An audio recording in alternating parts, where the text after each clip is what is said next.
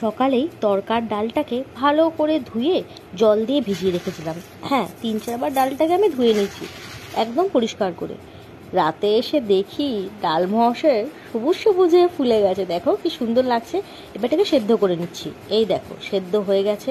একটা ডিম আমি ভেজে নিচ্ছি একদম কুচি কুচি করে।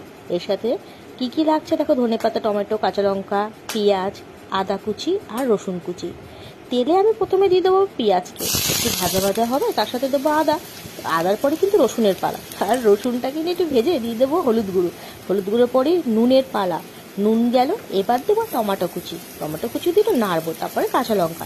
এবার এগুলো দিয়ে নেড়ে যেই সেদ্ধ করা ডালটা ওটা দিয়ে দিচ্ছি, দিয়ে একটু নেড়ে ফুটিয়ে নেব। তারপরে দিয়ে দেবো কসুরি মেথি। এবার দিচ্ছি তড়কা মশলা, যেটা ছাড়া তড়কা হয়ই না। এরপর দিয়ে দিচ্ছি একটু বাটার, একটু টেস্ট বাড়ানোর জন্য।